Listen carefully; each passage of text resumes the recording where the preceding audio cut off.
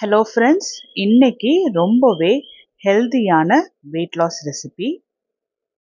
Proteins fibres நிறைஞ்ச நல்ல ஒரு ஹெல்தியான டிஃபன் ஐட்டம். இதுக்கு சைட் டிஷ்ஷாகவும் ரொம்ப ப்ரோட்டீன் ரிச்சான சிக்கன் கிரேவியும் தான் எப்படி செய்யறதுன்னு பார்க்க போகிறோம். இந்த ரெசிபி செய்யறதுக்கு பவுலில் 1 டம்ளர் முழு கோதுமை எடுத்திருக்கேன். முழு கோதுமைங்கிறதுனால இதில் ப்ரோட்டீன்ஸ் ஃபைபர்ஸ் நிறைஞ்சிருக்கு. ஹார்ட் ஃபங்க்ஷனிங்க்கு, கேன்சர் தடுக்கிறதுக்கு ரொம்பவே ஹெல்ப்ஃபுல்லாக இருக்கும். அதே கப்பில் 1 கப் அளவுக்கு பச்சை பயிறு எடுத்திருக்கேன். பச்சை பயிர்லேயுமே அதிகப்படியான ஃபைபர்ஸ் கண்டென்ட், ப்ரோட்டீன்ஸ் கண்டென்ட் இருக்குது. இதை 2லேருந்து 3 தடவை நல்லா கசக்கி நல்லா க்ளீன் பண்ணி எடுத்துடணும். நான் நைட்டு இது 2த்தையுமே ஊற வச்சுட்டேன். கோதுமை, பச்சை பயிறு நல்லா ரொம்புற அளவுக்கு தண்ணி ஊற்றி குறைஞ்சது ஒரு 8 மணி நேரமாவது ஊற வைக்கணும். நைட்டே ஊற வச்சிட்டோம் அப்படின்னா காலைக்கு டிஃபன் செய்யறதுக்கு ஈஸியாக இருக்கும். அடுத்த நாள் காலைல பார்த்தோம்னா இது 2மே நல்லா ஊறி வந்திருக்கு. இதை ஃபர்மெண்டேஷன் பண்ணாமலே தான் டிஃபன் செய்ய போகிறோம். இப்போ இது 2த்தையுமே மிக்ஸி ஜாரில் நான் பாதியாக போட்டு அரைச்சி எடுத்துகிட்டு வந்துட போகிறேன். கோதுமைலாம் நல்லா ஊறி வந்திருக்கறனால நல்லா நைஸாக அரைப்பட்டு வரும். இப்போ ஃபஸ்ட்டு பேட்ச் நான் அரைச்சி எடுத்துகிட்டு வந்திருக்கேன். இதே போல் செகண்ட் பேட்சும் நான் அரைச்சி எடுத்துகிட்டு வந்திருக்கேன். இதில் தேவையான அளவுக்கு இந்துப்பு போட்டு நல்லா கலந்துட்டுக்கலாம்.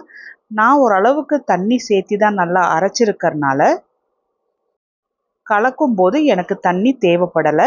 நீங்கள் இதோட பதத்தை பார்த்துட்டு அதுக்கேற்ற மாதிரி நீங்கள் தண்ணி ஊற்றி கலந்து விட்டுக்கலாம். இப்போது தோசைக்கு சைட் டிஷ் ரெடி பண்ணிடலாம்.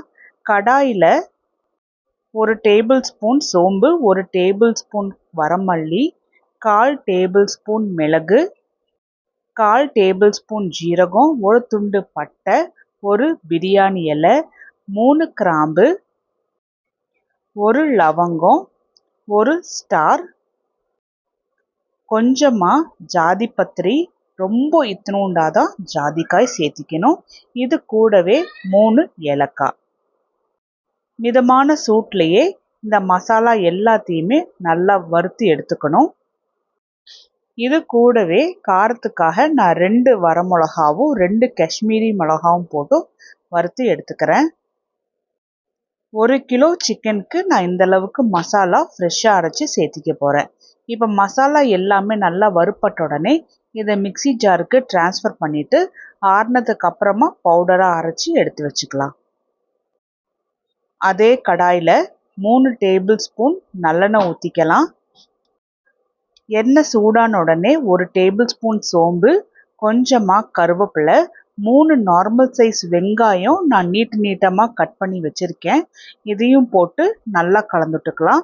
ஆரம்பத்தில் வெங்காயம் நல்ல ஒரு லைட்டாக பிங்கிஷ் கலர் வர அளவுக்கு வதக்கி விட்டுட்டு இதில் தேவையான அளவுக்கு கல்லுப்பு போட்டுட்டு திரும்பவும் நல்லா கலந்துட்டுடலாம். கல்லுப்பு சேர்த்தும் போது வெங்காயம் நல்லா சீக்கிரமாக வதங்கி வரும். நான் மிதமான சூட்டில் வச்சுட்டு மூடி வச்சிடுறேன். அப்பப்போ கலந்துட்டுட்டு நல்ல ஒரு கோல்டன் ப்ரௌன் கலரில் வர அளவுக்கு வதக்கி எடுத்துக்கணும். வெங்காயம் இது போல் வதக்கும்போது நல்ல ஒரு ஃப்ளேவர்ஃபுல்லாக இருக்கும்.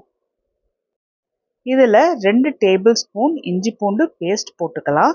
மிதமான சூட்டில் வச்சு இஞ்சி பூண்டு பேஸ்ட்டை வெங்காயத்தோட சேர்த்து நல்லா கலந்துட்டுக்கணும். அப்போது இதோட பச்சை வாசனை போயிட்டு நல்ல ஒரு வாசனை வரும். அது வரைக்கும் கலந்துட்டுட்டு அதுக்கப்புறமா பாதி கப் தயிர் சேர்த்திக்கலாம். மிதமான சூட்லேயே தயிரையும் நல்லா கலந்துடணும். ஃப்ளேம் ஆனில் வைக்கக்கூடாது. நல்லா லோ ஹீட்லேயே இது எல்லாம் நல்லா வெந்து வரணும். அப்போது நல்ல டேஸ்ட் கொடுக்கும்.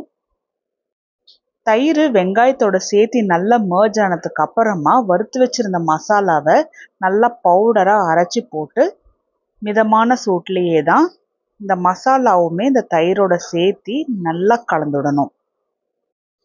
மீடியம் ஃப்ளேமில் இருக்கிறனால ரொம்ப கொதிச்சு வராது.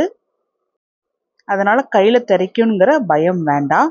ஒரு 5 நிமிஷம் நல்லாவே அது போல் கலந்துட்டுட்டு 1 டேபிள் ஸ்பூன் சிக்கன் மசாலா தூள் நான் சேர்த்திருக்கேன். நீங்கள் கரம் மசாலா தூள் வேணாலும் சேர்த்திக்கலாம். இதை நல்லா கலந்துட்டுட்டு கழுவி வச்சுருந்த 1 கிலோ சிக்கனை போட்டுடலாம்.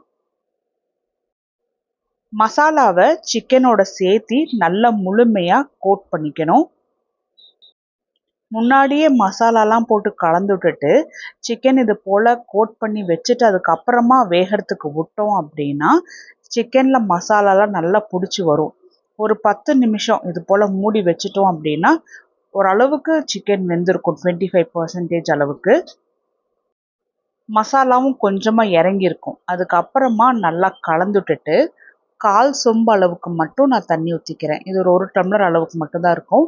நான் ரொம்ப தண்ணியாக செய்ய போகிறதில்ல. செமி கிரேவி கன்சிஸ்டன்சியில் தான் இருக்கும். இப்போ தண்ணி ஊற்றினதுக்கு அப்புறமா நல்லா கலந்துட்டுட்டு சிக்கனை வேகிறதுக்கு விட போகிறோம். இது போல் செய்யும்போது சாப்பிடும்போது வெங்காயம் முருக வச்ச அந்த ஃபீல் எல்லாமே இருக்கும். மூடி வச்சு நான் ஒரு 20 மினிட்ஸ் நல்லாவே இது போல் கொதிக்க வச்சு எடுத்திருக்கேன்.